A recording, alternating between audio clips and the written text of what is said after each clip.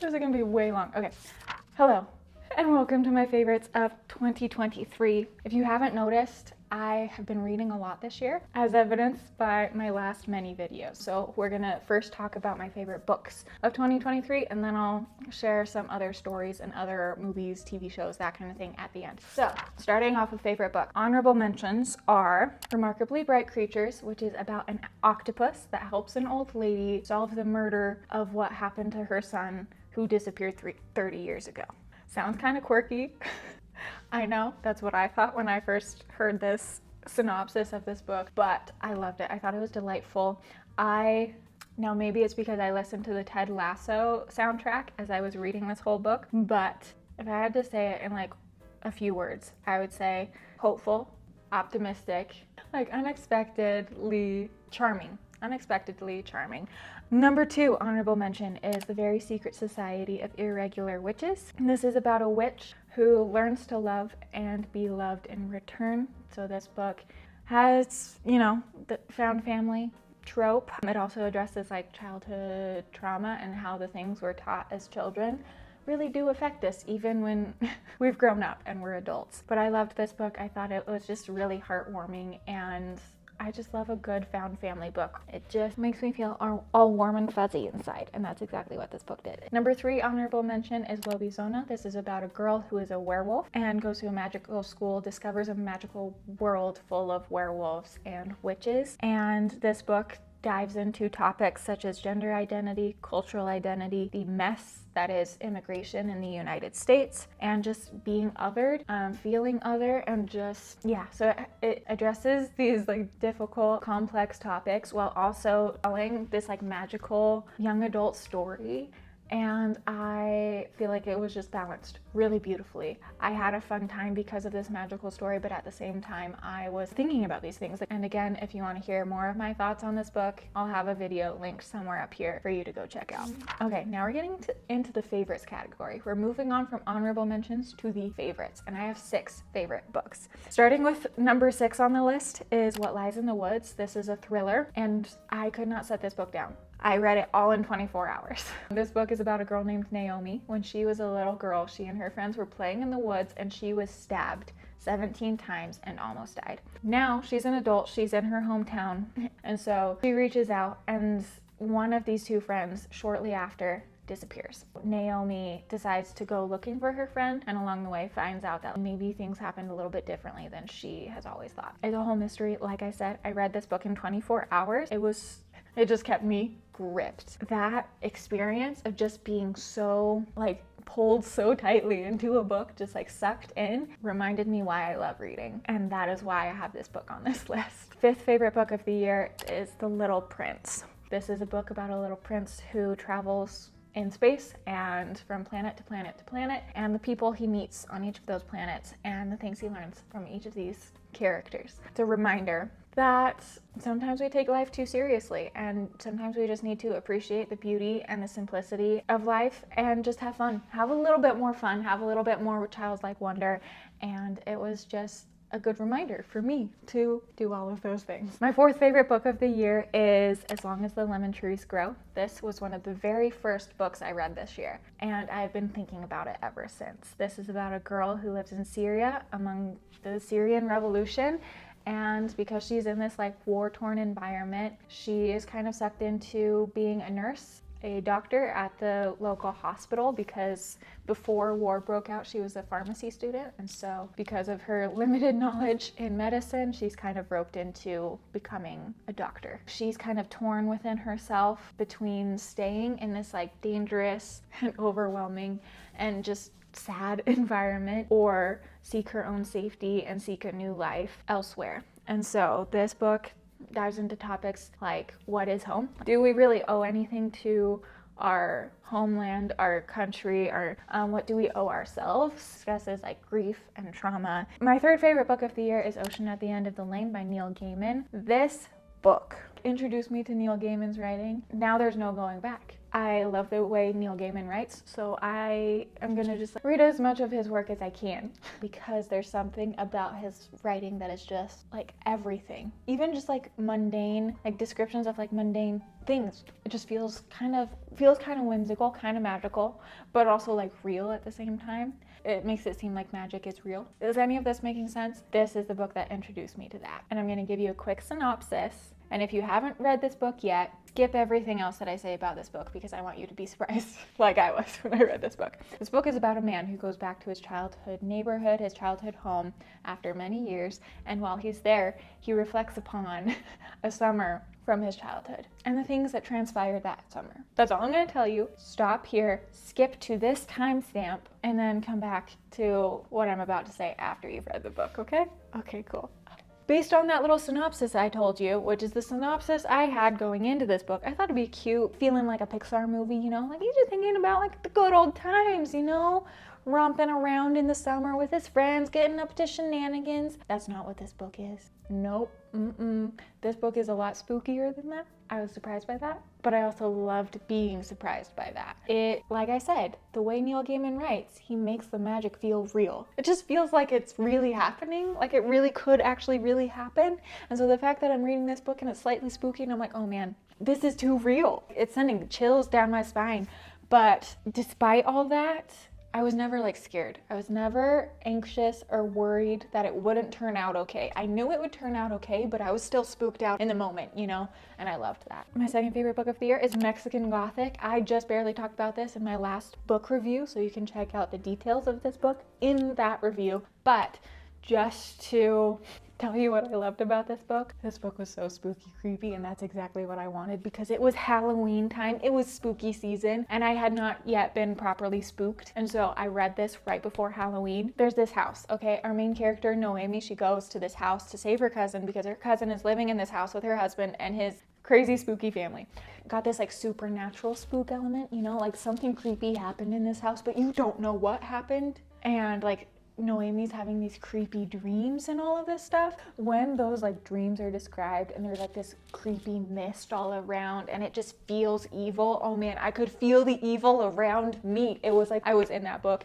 I could feel it. I could feel it. When she felt a shiver down her spine, I felt a shiver down my spine. Like I was in the book. I was feeling it. I was spooked. I was creeped. I loved it.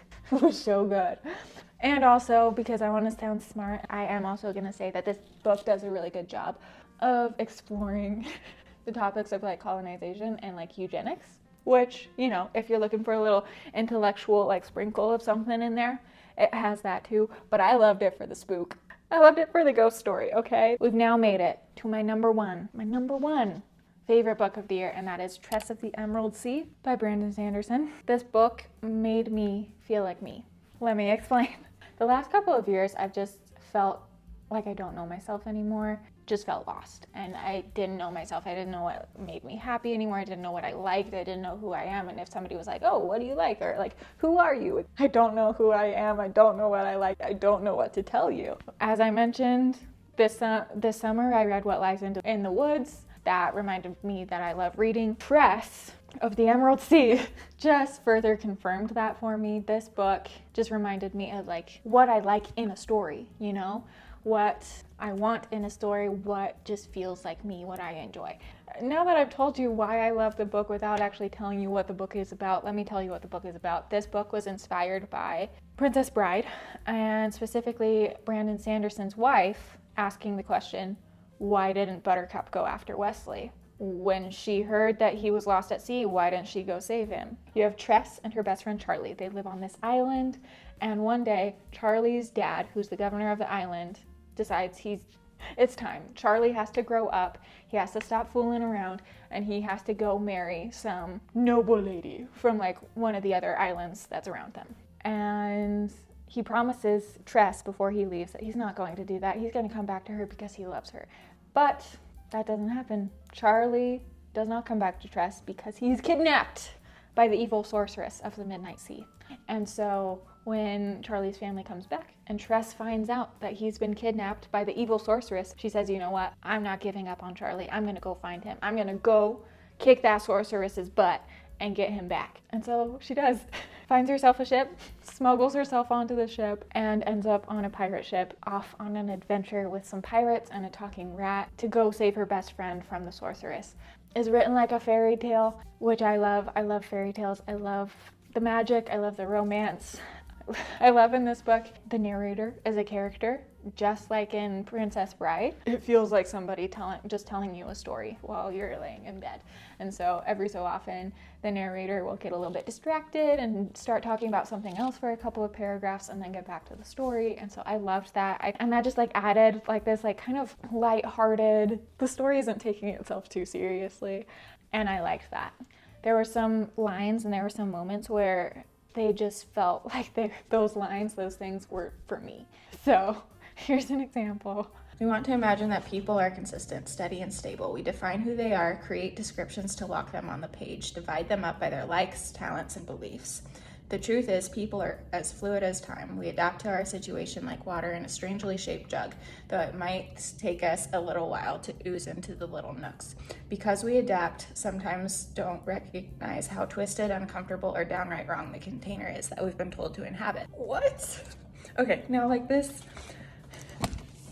little paragraph is particularly applicable to my life because the last couple of years I have been finding my new place because I've broken out of this awkward little jug I've been put in and have been in my whole life. And so, finding that place. And so like that just means a lot to me specifically, but I was not expecting to find something like that in a book like this, like a fantasy book by Brandon Sanderson. So, yeah, you can say I'm liking the book a lot. I have a meeting to go to now. Bye. And yeah, those are all my favorite books of the year.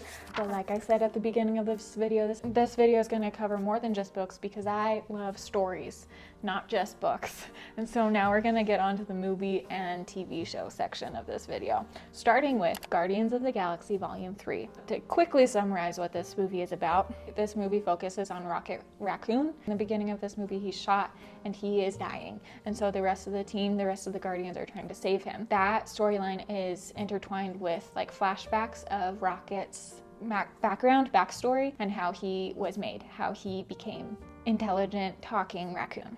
Just to explain how much I like this movie, it is the only Marvel movie I've seen in theaters this year. I love Marvel, but it's the only movie I've been willing to pay for. Not only once, but twice. It was that good. The next thing I want to say about this, in college, I wrote a research paper about Guardians of the Galaxy and trauma, and how in that paper I spent a couple of pages dedicated to Rocket because I had spent a good portion of that paper dedicated to talking about Rocket Raccoon. I enjoyed seeing this movie about that tragic past, and not just because I like seeing his tragic past, but just seeing that like despite that tragedy, despite the horrific way that he was created and brought up, he's able to now lead his own team of Guardians of the Galaxy. And so, I don't know, but I feel like that's just a really hopeful message. Whatever may happen to us in our past, so like it doesn't define us, and we can figure it out and we can move on and we can become really like better people for it. And so I liked it. I also want to mention that I liked that it was just Guardians. It didn't get all messy with like, oh yeah, let's try to fit in like some Easter egg for the next 5 Marvel projects. Like no, it was just Guardians of the Galaxy. Another Marvel project that was just what it said it was is Loki. And again, I liked that it was just Loki.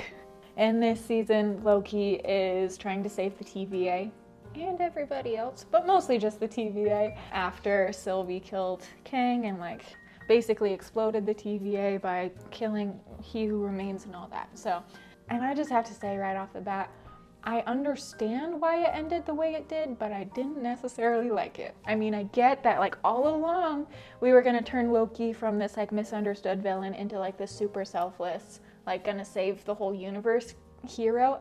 I know that's where we were always going. I know, but so the way it ended was to be expected. I get that. But also I feel like it was a little too cliche. Like I didn't like it, okay? I didn't like how it ended.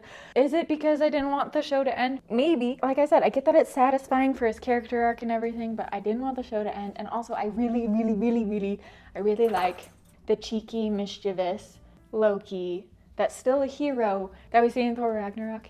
And also in season 1 and the beginning of season 2 of Loki. Like I like that Loki, where he's like still the god of mischief, but he's also a hero. That's my Loki, okay? Overall, I really did enjoy Loki. like I said, I'm sad it's over. And I like that in the first few episodes, it felt like Doctor Who. I mentioned this the last time I talked about Loki, that it felt kind of like Doctor Who. I'm going to say it again. It felt like Doctor Who when Loki and Mobius are like traveling through these various points in history trying to find Sylvie and the Rogue Hunter and Victor Timely. Like, I just had a lot of fun with those episodes because it felt like Doctor Who. And speaking of other TV shows that feel like Doctor Who that I also really enjoyed this year, let's talk about Doctor Who. I watched the 60th anniversary episodes of Doctor Who, and I loved it. I loved it. If you don't know what Doctor Who is, it's a TV show about a time-traveling alien who travels across the universe and saves the day. Over and over and over again. There you go. The first of the 3 60th anniversary episodes was just ridiculous in a way that only Doctor Who can pull off. I specifically remember the first time I ever watched Doctor Who back when I was in high school. And I remember thinking, this is so weird. I don't know why I like this, but I think I like this. But it's really weird. That's what this first episode of the 60th specials was for me. It was just a confirmation of that initial thought that I had about Doctor Who so many years ago. It was weird. And I loved it. The Meep, prime example. Doctor Who weird. But only Doctor Who can pull off. I loved it. I also love that Catherine Tate and David Tennant, that they got 3 more episodes together, because after watching these 3 episodes, I went back and they didn't get as many episodes together as like the 10th Doctor got with like Rose and Martha. But hey, they made up for it with the 60th anniversary episodes and we're good. The second episode was fine. The Mavity gag thing, can we fix that at some point? Can we please fix that? Because I don't think I like it. What I really want to talk about, the third episode, the third special with Neil Patrick Harris. Okay, I've loved Neil Patrick Harris ever since 2011 when he and Hugh Jackman did their Anything You Can Do, I Can Do Better duet at the Tony Awards. So, big fan of Neil Patrick Harris. He led me to my favorite TV show of all time, which is How I Met Your Mother. And he led me back to Doctor Who. And can I just say, he killed it. He killed it as the toy master, game maker. No, that's Hunger Games. Toy person. He killed it as the villain. And that musical number when he's dancing in the like unit headquarters, phenomenal. Only he could pull it off. Only Neil Patrick Harris could pull that off. I loved it. I loved it. He was so good. I liked seeing Ncuti Gatwa and David Tennant playing the Doctor simultaneously. I thought that was fun. There you go. Those are my thoughts on that. Next, I want to talk about Ted Lasso. This is about an American football coach who goes to the UK to coach soccer. This show is just pure positivity. It does address complicated topics like heartbreak and anxiety and fatherhood and like just complex things. Even with those like more serious episodes, it is still overall just positive, uplifting vibes, which is why I've watched this entire show, all 3 seasons, 3 times this year alone. So yeah, it's a great show. Highly recommend it. And also, go Greyhounds. Okay, I have 2 honorable mentions for TV shows. Number 1 is Shrinking. It's about a therapist who lost his wife a year ago and kind of fell apart when that happened and is still recovering from that, and is also frustrated with all of his patients because he feels like they just say the same thing to him every time and they aren't actually trying to make the changes to change themselves. It's a funny show. It had me laughing out loud. It has Jason Segel, Marshall from How I Met Your Mother, and Harrison Ford, who's playing Harrison Ford, but it works. And like I said, it had me laughing out loud. It's like Ted Lasso, is overall has a very positive vibe, very hopeful, very optimistic, but it does also, like Ted Lasso, address some hard things like grief and losing a loved one, and what do you do when your mom/wife dies, and like how do you move on from that? So yeah, and also it's written by Roy Kent, so if you like Roy Kent, go watch Shrinking because he wrote it. And by Roy Kent, I mean the actor who plays Roy Kent in Ted Lasso. Second honorable mention TV show is Good Omens. This is based on a book by Neil Gaiman, my favorite. It's about a demon and an angel who work together to stop Armageddon from happening. I think it's just like very clever, and like Neil Gaiman does, like it's a really good balance of like whimsical, magical, but like kind of like a dark whimsical, magical with like also set in the real world. Like it just works. Shouldn't work, but it does. It does. Also, the casting of this show is perfect. I love David Tennant as Crowley and Michael Sheen as Aziraphale. The chemistry between those two is insane. Absolutely unbelievable, and I love it. The general theme of the show is like, what is good? What is evil? Like, there are all these books about like good and evil, but like, is evil really evil? Is good really good? Like, it's complicated. We're all human. Things are complicated, and I like that. Yeah, it was a really good show. Those are all of my favorite stories from the year 2023, and you should check out all of them because they're very good. If you have any favorite stories from this year, whether it be a book or a TV show or a movie, tell me about it down below. I'm really interested to hear what your favorite stories are of this year because I love stories. And with all that said, thank you so much for watching this video. Thank you for listening to me ramble about my favorite things. I'll see you in the next one. Bye.